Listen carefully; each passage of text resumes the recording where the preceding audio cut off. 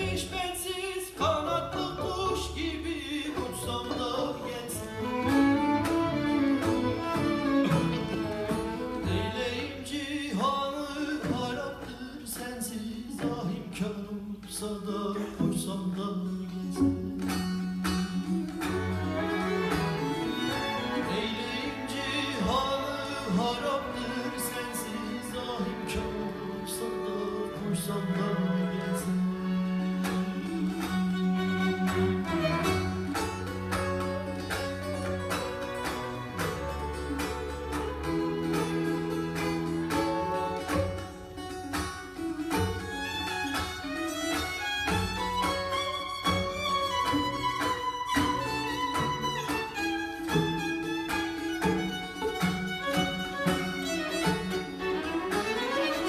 Yıkılsın evi de ne kez namerdin, derdi bitmez imiş dünyada merdin. Yapabilseydim bu ilkbaharda, yollar açılsa da koşsam da gelsem. Yapabilseydim bu ilkbaharda, yollar açılsa da görsem de bilsem.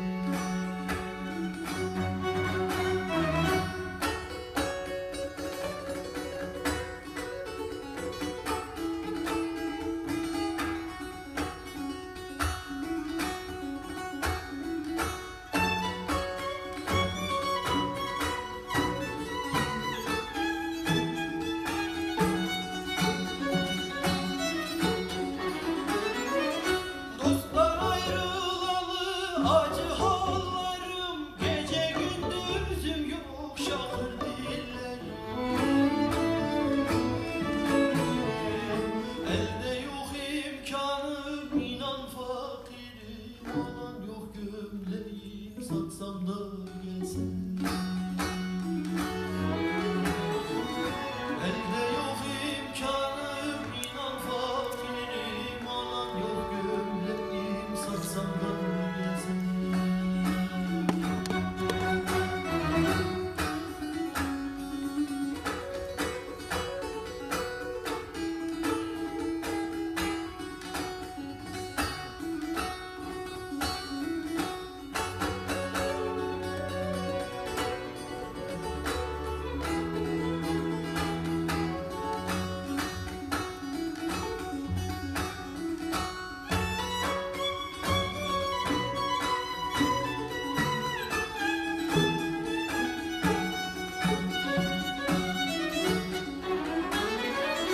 Nesimi dostunu arz etti candan, aşk atına binmek isterim ondan.